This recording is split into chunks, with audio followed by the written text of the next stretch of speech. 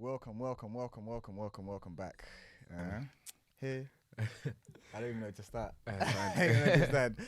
Asante, man. Happy New Year to everyone. I'll say that first of all. Happy New Year. How are you feeling for the new year? Well, just like every other year. Yeah, yeah, yeah. all hopeful, hoping for the best. Right. Just working towards it. Mhm. Yeah.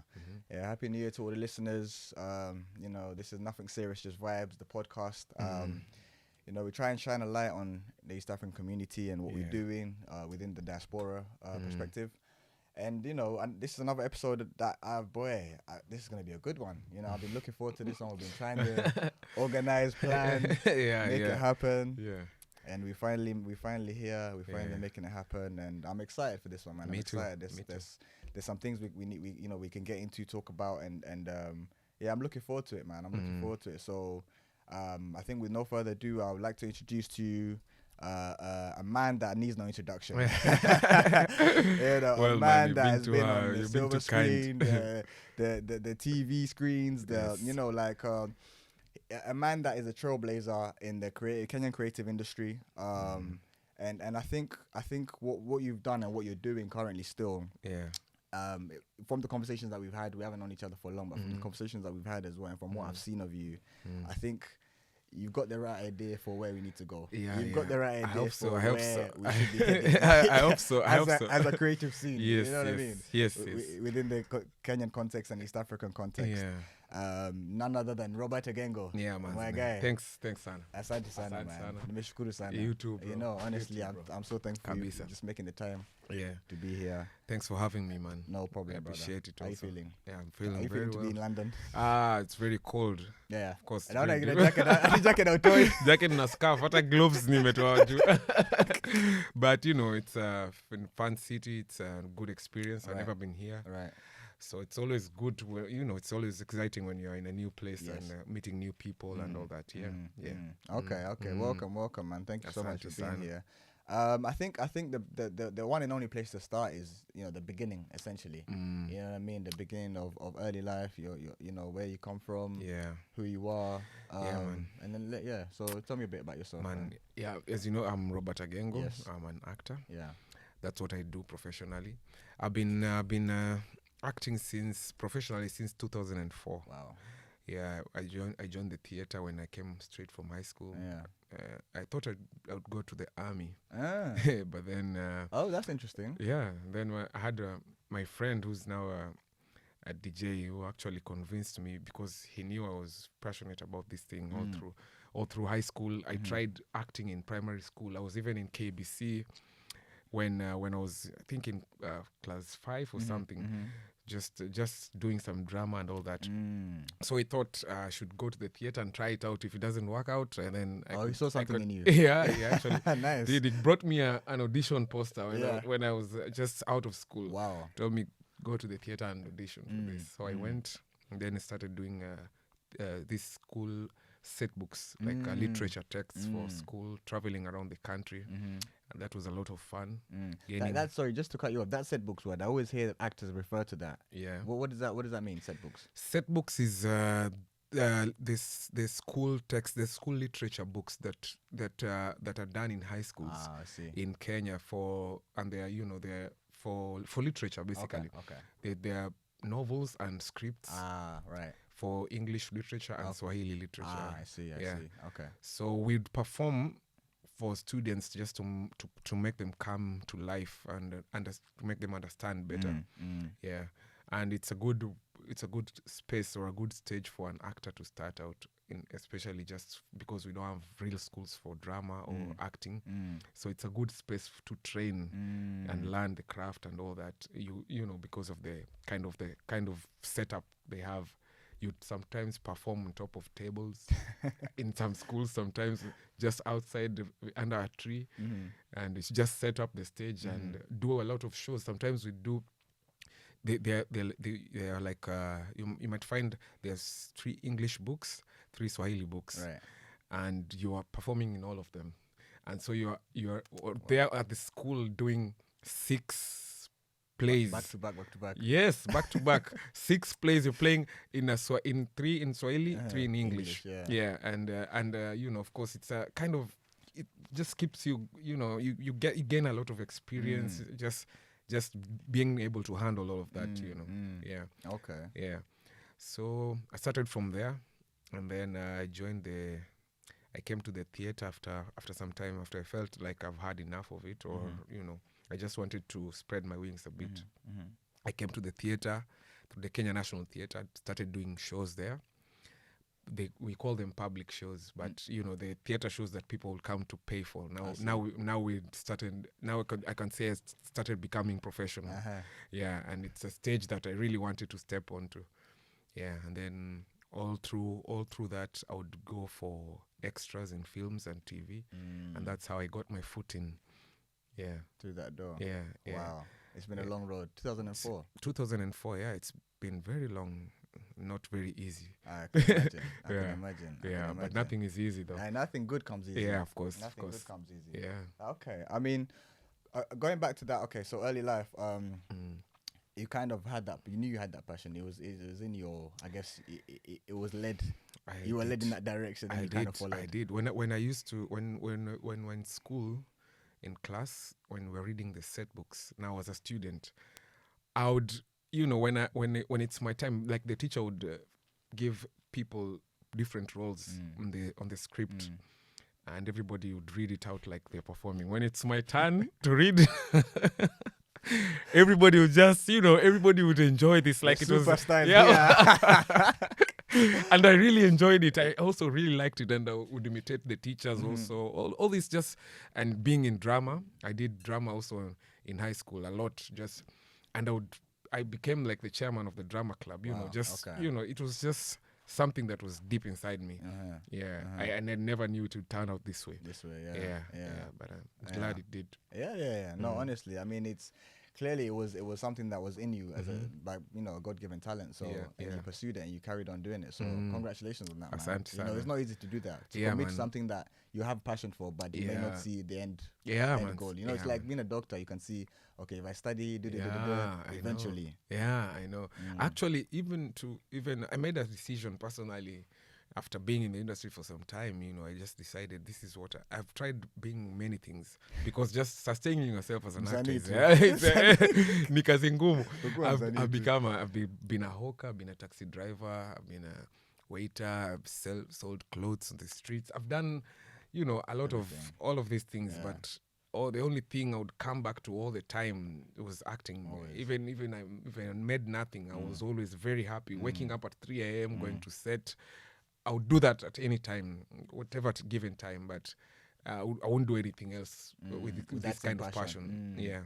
So I just know this is what I'm built for. This is what I was born for. Wow. Yeah, that's a good given talent, man. And in terms of like family life, your parents and stuff like that, did you live with them and then kind of went on your own, or how was that? I lived with my parents, and as soon as I came from high school, I was 17.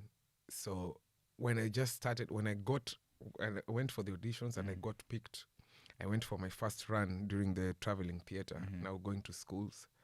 And then I came back home and moved out. So I moved out just before the results came out. I moved out with my salary now from traveling. Yeah, I just felt, okay, now I need my own freedom. Right. Yeah, and then I moved out and just started doing this continuously all through. Since then, I never looked back. Wow. Yeah. I moved out of my parents' house in 2005. Just started struggling at the theater all through. Okay. Now, do you have a family of your own, kids and stuff? Yes, I do. I do have my children. Nice. And I'm not married, though. That's a blessing. Yeah. Okay. Yeah, but I have children. Is that by choice, not married? Yes, exactly. Oh, it is? Yeah, it is. Okay. It is. I mean, it is a choice, obviously. Obviously. Well, you know, I just it's maybe not a good thing to say, but it's my truth, and I don't subscribe to that. Okay. But you know, I feel like it's enough to take care of my children. They are mine. And, I love them and I take care of them. Love that. Yeah. I love that. All right, cool. I guess before we go any further and go into the acting, because I think that's what everyone wants to hear about. Yes, the yes. acting, Yeah, you know, man. the roles and everything that you've done. Yeah. I want to just big up the sponsors of the show, Fine Margins. You see what I'm wearing? You see the hat? Fine you know what I Margin. mean? Yeah, Fine Margins. You have to get one. Now. Yeah, bro. You know, Fine Margins is a game of life, you know? Either this or that, you know what I mean? So it's good quality. thank you so much, brother. Man. Thank you so much. Yeah. And even Oja. So Oja is a app. It's a that you can order fresh food from all over the country. Oja.app, that's the website. And there's a discount code in the bio. Just have a look. You can get £23 from me to your doorstep. Yeah, it'll get delivered straight to your house.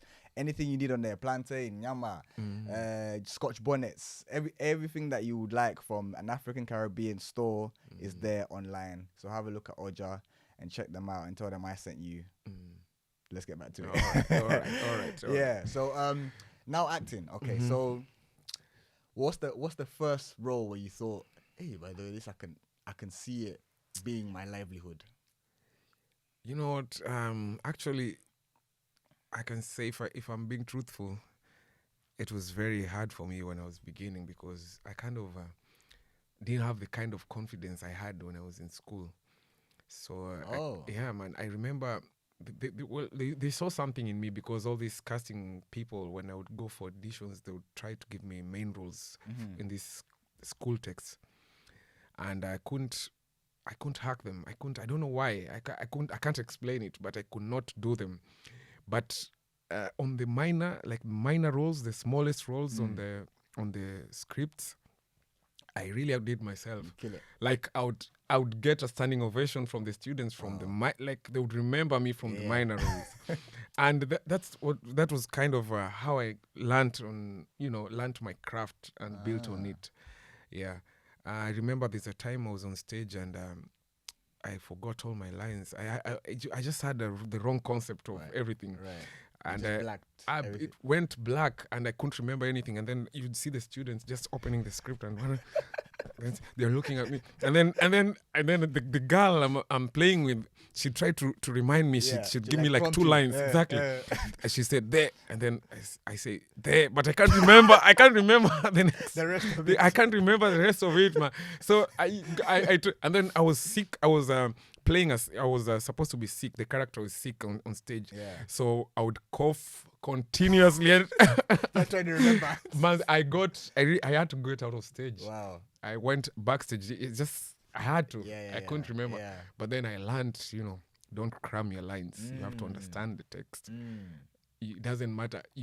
I can read a script once and go and perform. Okay. Yeah. Because you understand. I just what need the story to is. Exactly. Just need to know what the story is about. Once you start talking, I just know what to talk to you about. And you can have room for improvisation in that because you understand. I actually improvise a lot. Yeah, I actually improvise a lot. I change my script. My writers don't like that, but I always have my. For me, I believe I want to be as natural as possible on stage or on screen. I believe that's the best, as truthful as possible. Oh yeah. So I try to own my lines and my characters as much as I can. I believe they have to be as close to me as possible. Yeah, and I believe everybody is that person. You can be capable. You as yourself, as Ken, you can be a thief. You can be a priest. You can be a good guy, a bad guy. You can be all of those in you. You don't have to be somebody else to be. You can be Ken as a thief. You're capable of doing that and playing that role and adapting that. Yes, for as long as you believe it at that moment and you portray it as truthfully as possible. Yeah. Oh, wow. It's just part of understanding the craft. But people do it in different ways, so that's kind of my own technique. Okay. That's okay. So is that like because it's interesting you say that because it's essentially it's what nature does to us. It shapes you who you are. Yes, exactly. You know what I mean? It puts you in a box and tells you this is who you are. That's very true. Be this person. Yeah, and you can always be anyone else. You can always be anything. You can be anything. If you have to be a banker now, you won't have to pretend, or you'll just be Ken and you'll be a banker. and it will come out of you. You And just I'm still me. yeah, you're still you. Yeah, You don't yeah. have to be somebody else. You know, if I have to play you now, I'd still be me. I can't change myself like physically to be you, but I can make people believe I'm Ken when I'm playing. And how do Ken. you do? How do you like? Is there a method to that? Like a way of retaining your character and yourself essentially, but portraying someone else or portraying a character. Is there like a method to it, or is it just something that you learn over time? I know. I would say I would say you don't have to retain. You don't work on retaining yourself. You work on being that character that you're playing. Yourself, you'll always be yourself. You think so? Yeah, especially It'll always come through. Yeah, you'll always be yourself, and that's actually what you need to be able to get rid of when because if I'm being Ken at a particular time, the people shouldn't be able to see Agengo. At that point when I'm Ken, they should see Ken. But that it's Agengo bringing out Ken. Okay. And it's kind of, I don't know, it's kind of you're channeling that energy of that person. Yes. Yeah, that character. Yes. That's deep. That's yes, it's actually a deep thing. I reckon it's a deep thing, and it takes some time to learn, because I'm thinking, I read, I've been researching a lot on acting even as I was in the theater, and I knew for a fact when I was reading books that it takes about 20 years for you to become a master of the craft. Wow. And I agree with that, because actually before I got to a point where I was comfortable performing, took me almost 18 years. Yeah, wow. Yeah. And then it just like snapped and kind of started working. Yeah. From there. Mm-hmm. Wow. Wow. Is that what they refer to as method acting, or is that something different? Yes, it's kind of like it also, but now a lot of these techniques are mixed up with other things, because I learned from different sources also. Also watching different people I looked up to, and reading different books. So it's not a straightforward thing. You can't limit yourself to one technique. It's all of these things brought together, and then they work for you. And they always work different for different people. Of course. Yeah. And some actors don't even need to do any kind of technique, but they're still good. They're character actors. They're people who just play one character for the rest of their lives, and they still make they still make something out of it. I always say someone like Kevin Hart, he always plays the same character. Of course. Yes, exactly. It's only now recently you start seeing him in different roles. Trying to diverse. But it works. Yeah, it works. It works very well. Yeah, I see a lot of actors doing that. Yeah. I agree. Okay. I agree. So back to like the work and stuff with acting. So now you've you've left school, you're in the theater process and stuff like that. Corner comes along. Corner, yes, man. Corner comes along. Corner, yeah. It's funny that you mentioned that. That's kind of a turnaround in my career. Okay. Yeah. How so? Yeah, that's the first time I actually went mainstream, I'd say. Okay. Yeah, and got paid bit well for working as an actor. Right. Yeah, and just then I knew that, okay, at least I can live off this. Yeah. And I really enjoyed the project. Went on for a year. That was the longest project I've been in, and it was a very good experience also. I've heard good things. I never got to watch it. I've seen a few like clips and stuff like that. Okay. I never watched it myself, but like my cousins have told me how good of a series it was, and it is. Yeah. It was, I think, co-producers South Africans or something like that. Yes, so there was a lot of money behind it, and they had a very good budget, and never came around again. Yeah, that was kind of the first and the last. Interesting. Yeah, never came around again. It was a boxing show. I was called into auditions by this guy called Derek Cassetto, who knew that I was physical. I was been a boxer since I was a child. Okay. Just being, okay. We'll talk about that. Yeah. So that was kind of my stepping stone into that. And then I'm an actor as well. So I went for auditions for almost 2 weeks. Yes. And then it worked for me. Yeah. And then I got to read this role, and I started getting, recognized and all that. Yeah. So what's that feeling like when, like, do you feel like, oh, I've made it now? Do you feel like there's more work to do? Like, what's that first? Because I'm sure you were still young then. Man, you're I actually felt that when I felt, and then I had to learn. You know, you learn the hard way. I felt that I made it when at some point at the theater, there's a guy who came and told me, just asked me. I was, you know, before social media and all that, we used to pin posters on the notice boards in the theater. Yeah, the theater for plays and all that. And this guy just came and told me, Agengo, uko kwa easy show, uko kwa poster zote bwana. But you know, I always made sure that I'm in a show because that's the only way I could pay my rent. You have to just be out there. Yeah. And you know, every month I had to perform so that I can pay my rent. Every month I had to make sure I was in a different show, and if shows would go on, a rehearsal would take maybe 3 weeks or 4 weeks, and then we perform for 5 days, and then you get paid something small. So I always made sure I was in a play, and during that period I kind of got got a bit proud because they will always I was always in the guy. Yes, You're you know. guy. And at the theater, when you're being respected, it's a big deal. Oh yeah. Yeah. Because theater is brutal. Yeah, and you're being respected by your peers, not only like people who are good enough. Right. People who you look up they know what's good. Yes. And they're saying you're good. Yes. So that means you your get level. Yeah, man. And I was a kid. I thought I was too good, and then I started bringing all this pride, and I thought I was a star, and then I was being in the newspapers and all that, and then they just blacklisted me. And from that, yeah, because just being when you're a kid and become kind of big-headed, you're bringing all this bad energy into everywhere. So these guys were just, and then a director, he's now late, very good director, he was very well respected. He's called Jacob Otieno. This is one of the things I'll never forget. He came and told me, in this place you need goodwill. It doesn't matter how talented you are. And I never forgot that. I always saw that's it doesn't matter where I am in Hollywood or wherever. I'll always be grounded. I know I can't forget where I come from. That's deep. Yeah, it's a life philosophy, I guess. Yeah. More than just forever. a theater. Yeah. Just stay grounded, stay humble, stay hungry. Yeah, kabisa.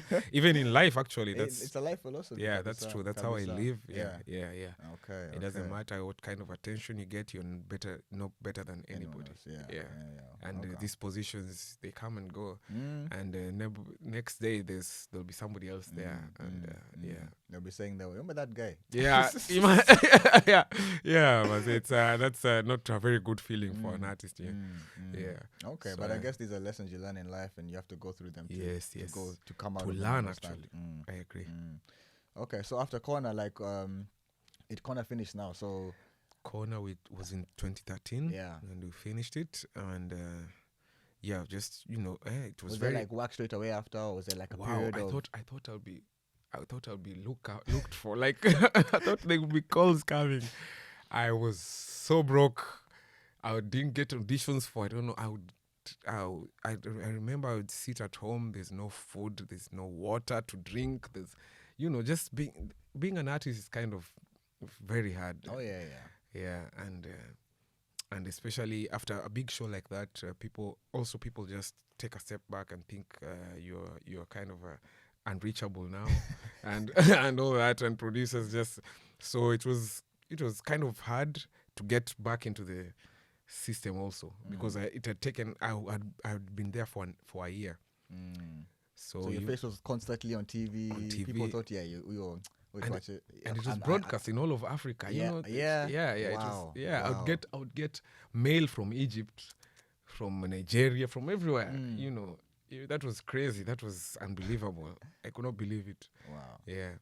So after that, people kind of feel even just to employ you might they can't afford you or something. So we had to go through some kind of thing before we got back into the system.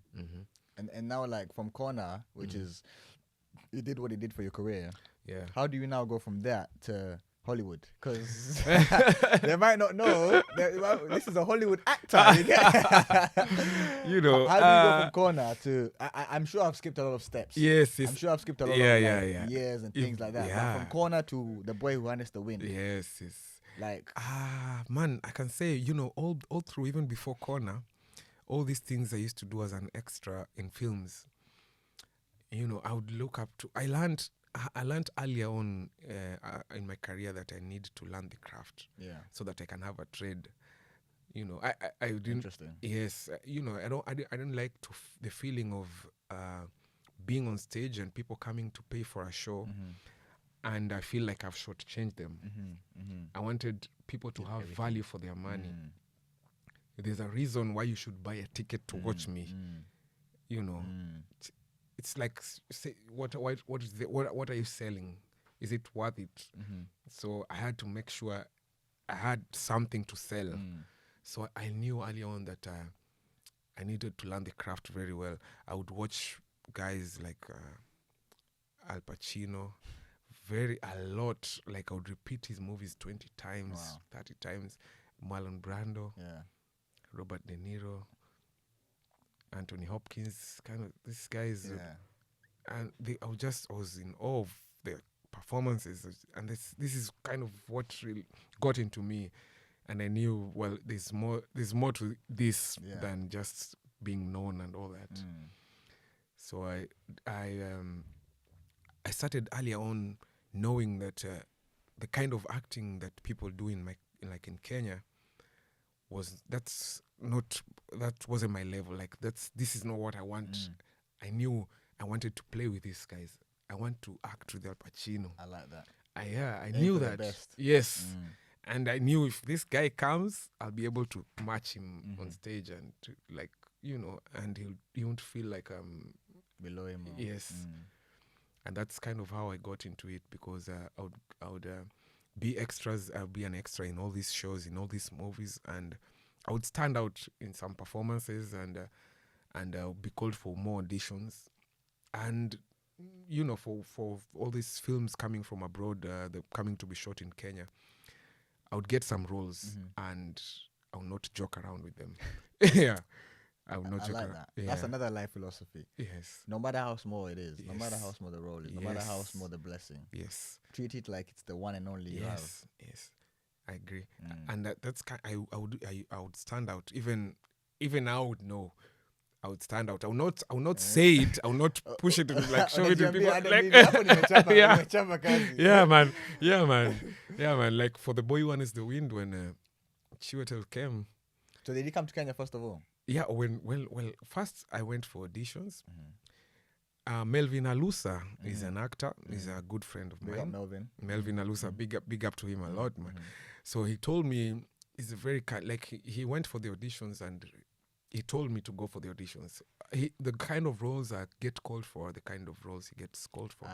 So a bit typecasting? Exactly. Yeah, kind of. We do a bit similar. Yes, we do. Yes, but he's bigger and all that. But, kind of, So I can see that. Yeah. So it's it's so kind of him to do that, because at the theater, when at the period when we used to post things on the notice board, somebody would come and look at an audition poster at the notice board, and then they will take it out. They'll pin it and put it in their pocket. And there's nothing. No one knows to put another one up. No, so that no one else can see it. And the audition day, they're the only one who shows up. And then so they get the role. Wivu tu. Manze, so na Melvin, he took Ali kuja akaniambia enda your audition. That's that's not as small. That's a brother, right? Because there, man. I got the role and he didn't get the role. Wow. Yeah. And he's the one that recommended you. Yeah. He's the one who told me to go for the audition. And for casting or anything. No, it's not even a casting. Being a friend. Yeah. Just being a friend. So I went for the first one, and he also went, of course. But it was for film. You have to fit the character. Yeah, So I kind of was easier for me to fit into the role, maybe because of physical things and all that. And I got to be shortlisted. And then the next, around maybe the second or third audition, I just came into the room, got the script, and then Chiwetel just walks in. Man, this guy just walks in, and then... This is Nairobi now. Yes. I was watching him literally last night, and I didn't know he was even He's part around. of anything. Oh, you didn't know he's part of the project or No, anything? no. Ah, okay. So It this is was the a crazy early coincidence. pre-production and Yeah. He's one of the black actors I would look up to as very I'm good growing up. actor. Yes, very good actor. I think theater trained as well. He has that background. Yes. He's a theater actor as well. So he comes into the room with a script, and me, I'm still looking like, yo, man, this is Chiwetel. And then him is just like, okay. So Let's get to work. Yeah, let's straight away. It's just so we just started acting. And okay, I just had to get it out of my head, Get and then get into the work. character. And I was acting with this guy on that audition, and I did my thing. Wow. I did my thing. I knew it doesn't matter if I understand the context or what I not. Yeah, man. Even if I don't get this role, he might recommend me for something else, So that was it, and the rest is history. Wow. Yeah. Then we were on set in Malawi shooting The Boy Who Harnessed the Wind with a crew, like a multicultural crew and a cast, all that. And it was an indie. Well, for even in the indies in Kenya, well, the budget's better, like, we never get such kind of budgets easily. So I thought I was paid well, and but that's not the point. At least I knew this is a show that will actually propel my career to some level. Yeah. Wow. So, and I really liked the script, and it had a lot of depth, and it was a true story shot on location where it actually happened. Okay. I met the character I played. We met the characters we played, Yeah, the opposites. Yeah. And we met all the people in the story. I mean, it was... How real can it get? This was crazy. It was another experience just I'd like to relive, I can imagine. And I guess now, so Chiwetel has come, you've auditioned. That feeling must have been crazy. It was crazy. Even after the audition, I could not imagine, bro. I could not still understand what just happened. Because you had no idea. Who auditioned to? Yeah, and he's so calm. He just like he doesn't care. Like this is Chiwetel, and he doesn't. It's just like chill. Like, yeah. We had to do a job. Yeah. So we did this thing. How long was the process for the filming process, the production process? I guess I had to fly to Malawi how many times to shoot, because Malawi is a kind of a where we were on location. It wasn't the capital city. Ah, okay. So we were shooting in like a small town, so it couldn't host all of us at once. So sometimes we had to fly back to home and give room for others who are shooting at the moment to come. Yeah. So I had to, it was a period, for me it was like a period of almost 2 months going back and forth. And for the lead actors, some of them had to stay there for 3-4 months, even from pre-production and all that. Yeah. But, for Chiwetel, I think it was a 10-year project. Wow. Yeah, when he actually got the book, he got the rights and all that. Yes, when he actually got the book for the first time, just to read the book, he didn't know. He just got the book as just like a book, like. And then he got an interest into it and started looking into it as a film or whatever. Wow. He didn't know he was even going to play. He was 30, like. He didn't know he was going to play the father. He was young. He wasn't old enough to do. At the time, he started. And by the time he was shooting, it was 10 years later. It just fell into place, Ish. Yeah, and then he directed the show as well. So Oh, he directed it as well. Yes, he was the director, and he was one of the lead actors. Yeah. It was a very good experience. What a beautiful film, though. Man, I love that film. Man, I do too. Nice. That I'd say for sure. Beautiful film. Yeah. Film. And even beyond just it being a film, it's such the storyline itself. You know, it's based on a true story. Yeah. And what it's actually based on, what the guy did and what he did, and for his village and for his people. Yes, that speaks to a lot. Like, it speaks to humanity essentially. This show, after it came out, was translated. I would get mail from. It was translated in every language I know that is existing. Chinese, Hindi, everywhere. People would watch this and just find people posting about it from everywhere in the world, and it touched a lot of lives, especially young kids and all that. It was shown in schools. And even now, even the book is very powerful, and the book got a lot of mileage from from the film, just from the film being on Netflix. I can imagine. Yeah. And William is a guy who's existing now. Yeah. He's around. alive. Yeah, You yeah, know, and yeah. it's, you know, people could meet him and talk to him and all that. Yeah. Hey, that's Yeah. serious, man. That's serious. Yeah, I was impressed. I was impressed by that film, and obviously now, you know, meeting you as well. It's like someone that was in that whole experience. Thanks, man. Yeah, man. I love that. I love Yeah, that. So yeah. I think so after that, The Boy That Harnessed the Wind, was it like, okay, now I've got the big bucks. I'm on the big stage now. I've got to another level now. I actually did a film in 2000 and I did a series for BBC. Oh yeah. 2008 in Tanzania. And I thought Arusha. In Arusha, yes. Oh, you in Arusha? Yes, I was in Arusha for taking. I watched the whole thing. Yeah, but yeah, it's not. It's very hard to find the whole thing. I don't know why, but it was shown. It was just before social media. It was being shown on and I thought it was a good series. It was a comedy series. I don't know why they never continued, but we did our best. And then I did another film, I think 2 years later, with Connie Nielsen, this actress from The Gladiator, The Devil's Advocate, also another big actor from Hollywood also. And, I had actually started having my footprints on this kind of things, this kind of films. And I knew this is kind of acting I wanted to do. And these are the kind of films I wanted to do. And for some reason, I would get called for these auditions, just and I'd get the roles because I'll be able to to play to that level.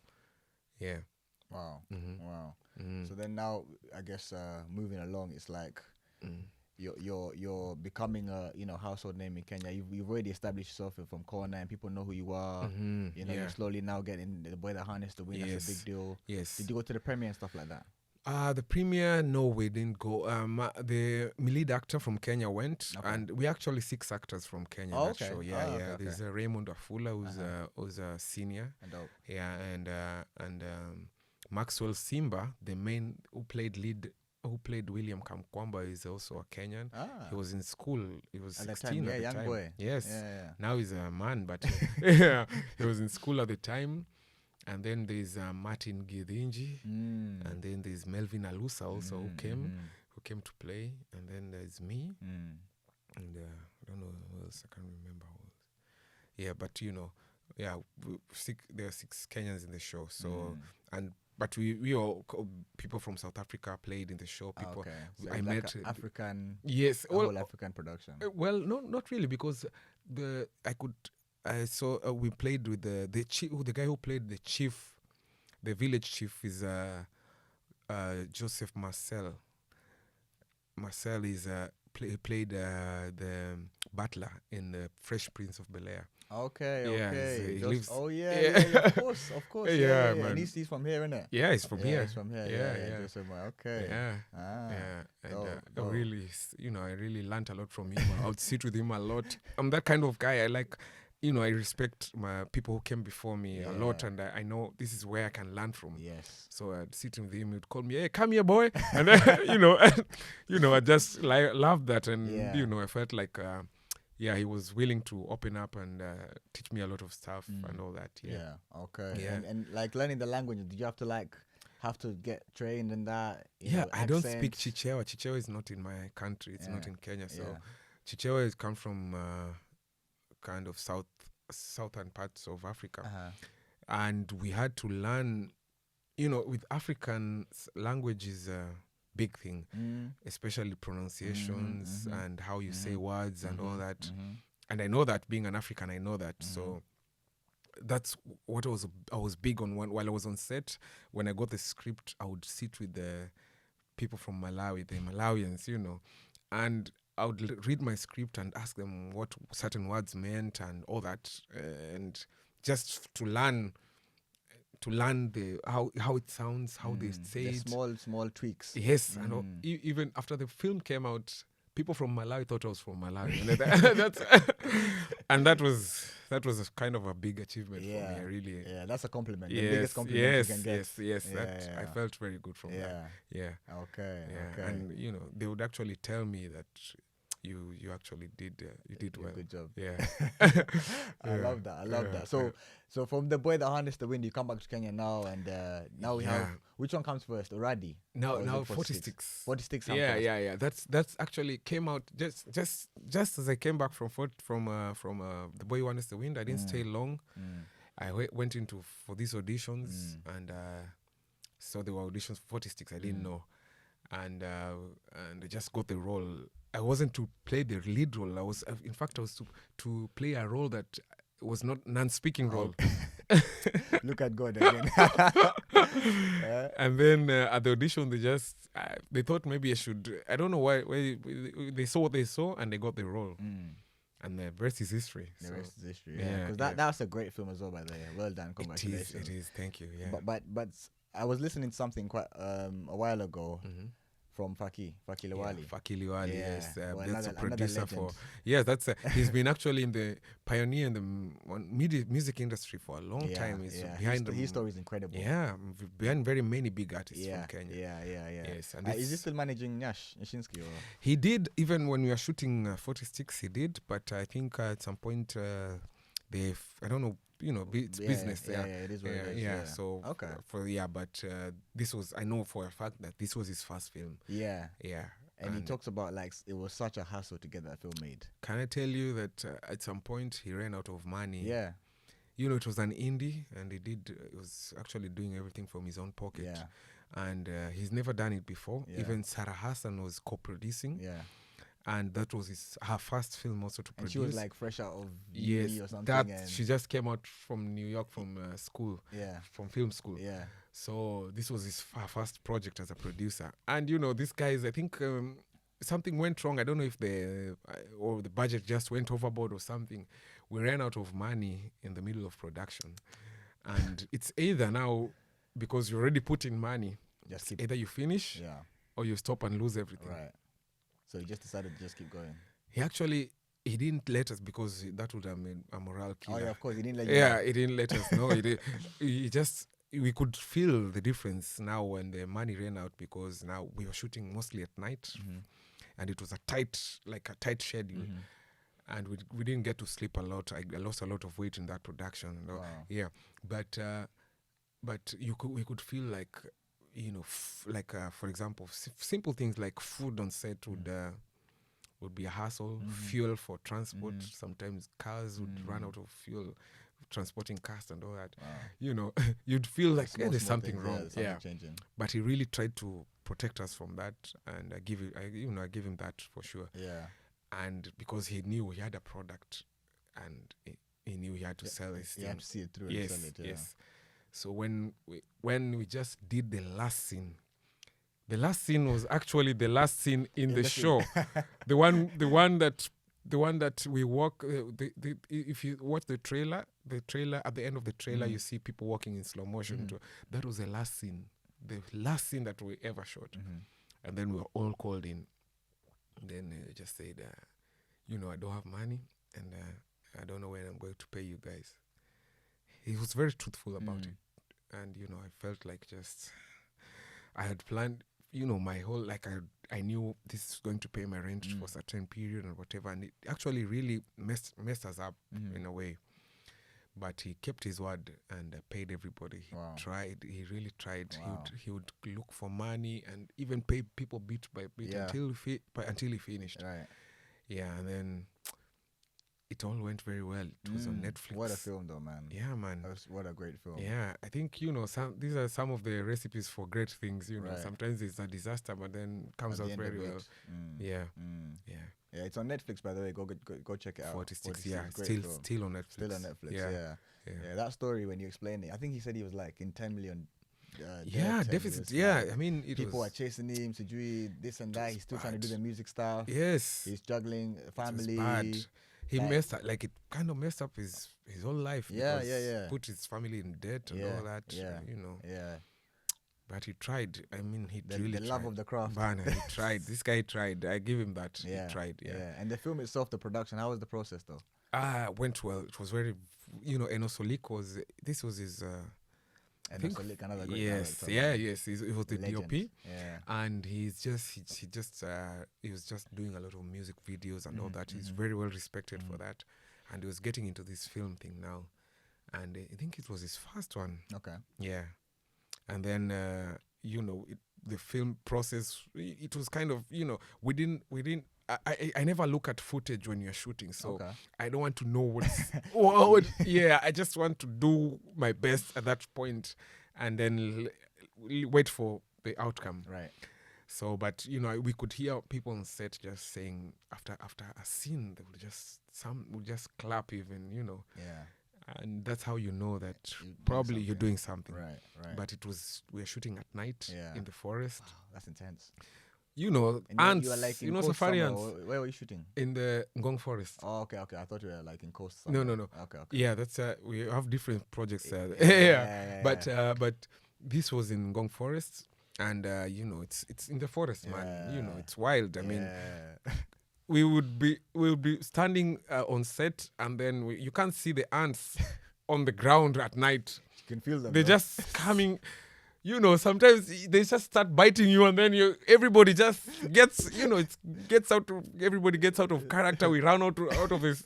It was kind of crazy, and then they had to burn the ants with them. I'm sorry, I had to, You had to do what you had to do. Yeah, we had to finish the shoot, and when you're shooting at night, when daybreak comes, you can't do any more scenes, so you have to finish the call sheet within that time. As soon as the sun starts to come, it's a wrap. You have to come back. So if you're not done, another day. That's more money. That's more time. Exactly, that's more people. That's cast and crew. Exactly. Everybody gets paid. Wow. That's that's a whole other budget for another day. Yeah. Okay. But he did his best. Everybody did their best, and 100%. You can tell. The effort was there. As in, even the acting, A1, man. The storyline, amazing. Yes. It's a serious film. Thank you, man. And then after that, I guess comes Uradi. Yeah. And we are in this 46. I like to just mention another very great actor, Maura Bilal. He's a very good actor, and he was like my co-lead in the show. And we also did Uradi together. Yeah, though I wasn't really a lead in Uradi, but we kind He's the of one that played the lead in Uradi. Yes, he was the lead in Uradi. Yes, hey, he's good. His way of expressing emotions, he carries. He very carries. good. Yeah. Even at the theater, he's one of the guys who really stand out. Yeah, he's excellent. Yeah, big up to him, man. Big up to him. So Uradi, how did that come around? Yeah, funny thing with Uradi is also shot in the same location. Oh, really? And just a few days later, and actually this director from Uradi just called me in for a cup of coffee in town and just told me, I wonder what this call was about. Kaniambia, we kuja tupatane tuonge, and then I went, and then he told me, I don't have money. Let's start there. Yes, that's it. But I want to do this. And Nice Githinji is also an actor and a very good actress. She was one who recommended me for this role. Okay. So this director called me in and told me all about that. And Nice actually, I listened because it was Nice who put in the word, and she's a person I really respect, and I thought I shouldn't let her down. So it didn't matter if there's money or not. And then I was doing it with Bilal and other actors that I really respect also, Manasseh, Nyaga, and all that. So we did it at the same location. It was also not a very easy, all Back this. to the forest. But yeah, it was a good experience also. Yeah. And it also got received well. And Very apparently, good you never know when you're working where to go. But it also went to Netflix, and we got just propelled to another level altogether. Yeah. So Yeah, that was another good film. Check it out on Netflix as well. it's also on Netflix. Yeah. It's very good. It's actually very widely watched. Oh yeah, I get it's a good film. I get a lot of info from that, from from people, just comments all through. Yeah. Telling how much they liked it. Yes, and stuff. yes. Okay. And speaking of Sarah Hassan, so you did Crime and Justice, didn't you? Yes, I did. I did. I was the first time I got Crime and Justice. I never. People. That's what actors never understand, and I get asked that question a lot. When I go in for auditions, for me, it doesn't matter if I'm just passing through in the script or I say nothing or whatever. My role was a non-speaking role, and it was my first role in Crime and Justice was a non-speaking role, and I was actually very, you not notice in the script when you read. An actor who would consider themselves in a certain level would not want to take that role. Right. Yeah. But for me, it doesn't matter. So I took the role, and people would notice that. I'll get comments from that. You're gay. Yeah. Look, yo, the performance. I would get comments from the performance. People would say, and then the director just my role. They wrote in a continuation. So they brought you back. Yes, from that non-speaking role, they brought me back in to just play it more, and kind of went well for me. Yeah. That's that just goes to show that even as we were saying earlier, that thing of no matter what role it is, no matter what you're doing, give it your all. Yes, you never know what comes back from yes, and it's part people of the notice story as well. Yeah, and for me, it's just telling the story. Yeah. Every bit of character. Yeah. It doesn't matter if you say nothing or whatever, or if you're seen once. Right. You're part of the story. Right. And you matter. Yes, exactly. If you're not there, the story will not be complete. And for whatever you do, if it's right and the story goes like it should, you get noticed. Yeah. And that's that's what happened. Yeah. Wow. That's amazing, man. Yeah. That's amazing. Yeah. So I'm yet to watch Crime. I want to really watch Crime and Justice. Yeah, it's a really good project. Yes, it is. I've heard good things about it, man. It's also on Showmax. It's on Showmax. Yeah. Also Corner. Also very many projects are on Showmax. Okay. So I guess now speaking on that, it leads on to the Kenyan creative scene as a whole now. Yeah. Where do you see it? Where do you see the scene itself and where it's heading and what we can do and stuff like that? But now we still far out. I'm thinking now it's a regional thing, not only Kenya now. Now it's Tanzania, Uganda, Kenya, Rwanda, we all together, and we need to work together for us to even come close to where countries like Nigeria is, or South Africa, because number one, they have numbers. Yeah. And that's a big thing in the industry, because you need subscription, you need viewers. Yeah. And once you have viewers, you have a say on the table. You can be able to move decisions and all that. So in Kenya alone, for example, shows on Netflix. Kenya is a big country, but you get a subscription on Netflix in Kenya is only in the big cities, and that's just like very small part of Kenya. If you go to parts like Oloitokitok or whatever, huko unaambia mtu Netflix anashindwa anashindwa unaongea story gani, because they know me. I was in a show on Citizen TV, that's mainstream Kenyan media, and I had been in shows for almost 18 years before I was on that show, and everybody in Kenya just knew me from that one show on Citizen. 18 years later. Yes, that's how I actually got into Kenyan market very well, and because they have a very big reach, and that's one of the things we need to know how to counter. We need to know how to get to everybody. Yeah, to get to everybody in whatever kind of films we do. Right. We need to know, because I can tell you for sure, 46 might have been watched out of the country more than it's been watched in the Kenya. country. I can believe that. Yeah. And the fact that now it's on Netflix. Yes, and exactly. Netflix is a worldwide thing. Exactly. I can believe that. Yeah, you've got parts of Kenya nobody has heard of it. No. It's Yeah, true. Even yeah. I mean, I would go as far as saying even in Nairobi, Yeah, that's true. and people. Yeah, that's true. 46 to 90. Yeah, exactly. Whereas hata unaongea juu ya nini, maybe they know a character I played called Fella. But that's kind of how they get to know my other things, you know. But it should work by itself. It should be able to. It's a movie. It's Kenyan, 100% Kenyan produced. Everything, actors, everything should be able to get to all Kenyans at least first. Then it's easier for it to get. Now. Yeah. So that's why I'm thinking it's a regional thing, because if we can get Uganda, Tanzania, Rwanda, all these together, we have numbers and we have viewers, and that's that's kind of Okay. even for actors, just to get to be able to live off their craft. Yes.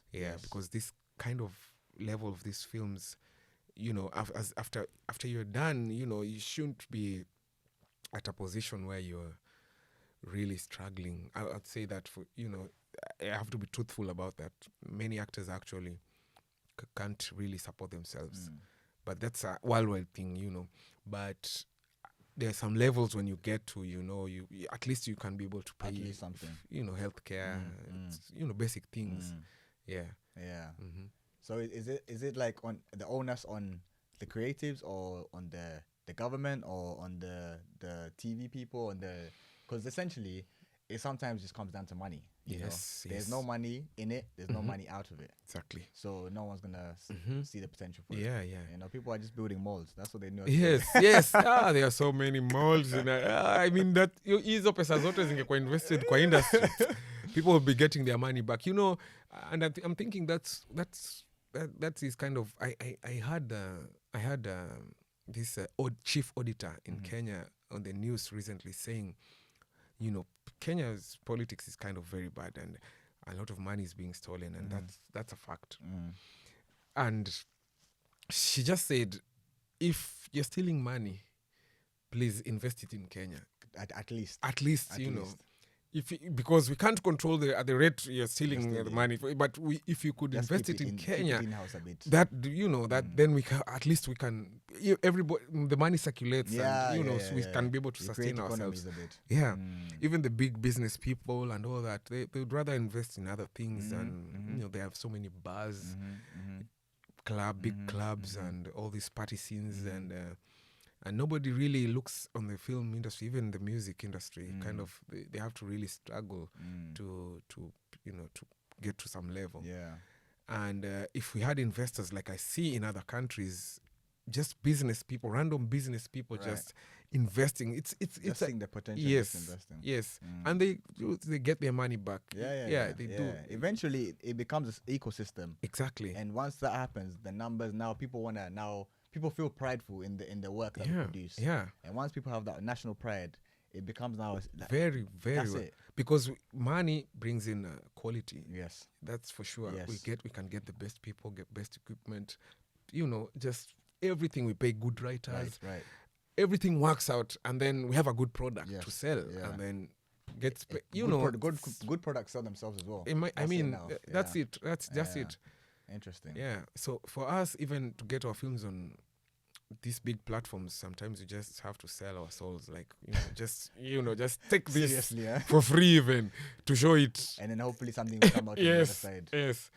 So sometimes I can tell you, I don't think Faki made money from 46, but it might have made a name. Yeah. And land experience. Yes.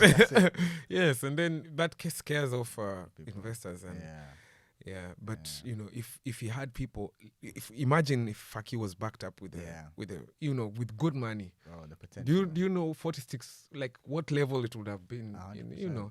Because other communities I see, no matter how bad and terrible the story is, they'll still back it. I've seen worse films. 100%. From from different, even not even from like big industries like Hollywood. I've seen very bad films, but still make money.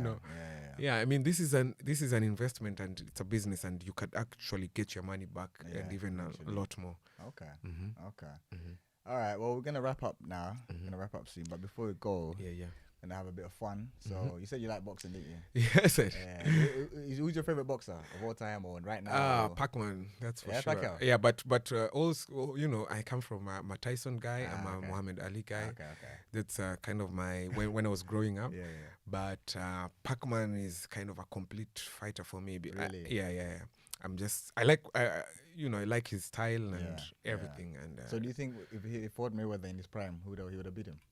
even now, I think he could, but it's just that Mayweather is smarter in a way that I could say, after you get beat so many times, you wear out. Of course. So Mayweather doesn't really fight that much. Nah. He's very smart. Of course. He takes care of himself. Yeah. Pacman Hit fights and don't get hit. Yes, and he doesn't like, you can see how many fights he has with fighters of his age. Some have a lot of fights in their belt.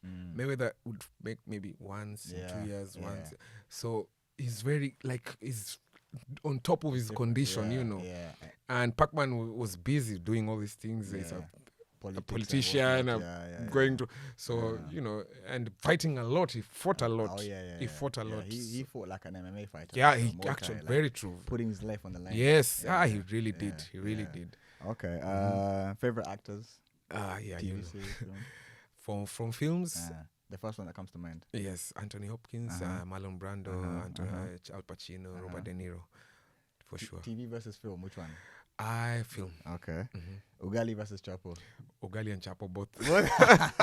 Together. Okay. Favorite place in the world or in Kenya? Mombasa. Okay. Smart or casual dress? Casual. Okay. Books, favorite book? Ngugi wa Thiong'o's any kind of anything. Yes, anything. Ngugi wa Thiong'o, anything. Yeah. And if you weren't an actor, what would you be doing? I would be a soldier or a fighter. Okay. Yeah. Okay. And film or TV series that you'd wish you'd have been in? Film in any? From The Godfather. Oh. Yeah. Okay. 1 or 2? All of them. 1 and 2. 1 and 2. 1 and 2. Man, I mean, this they really had an influence on my career. That's A1 acting. That's A1 craftsmanship. Even the vibe, even the texture of the film. I mean, just the film, the writing, everything. That music. I use that music in every time on set.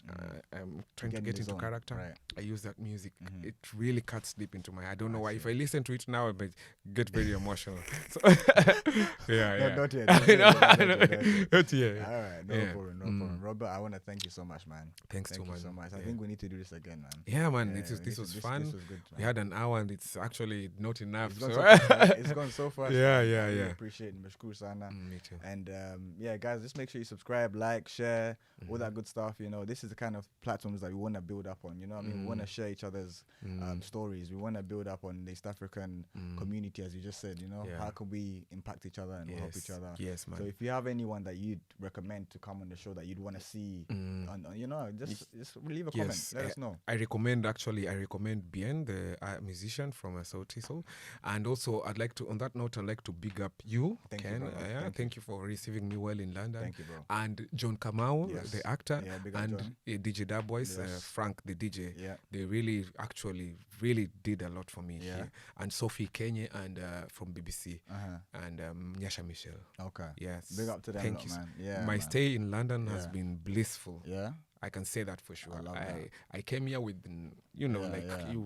you guys are just the best. Nah, bro, just know you have a home here now. Yeah, man. Thank you, man. Thank you. You're our people, so man, just continue to be doing. We'll keep looking out for your work and we'll keep pushing what you're doing, man.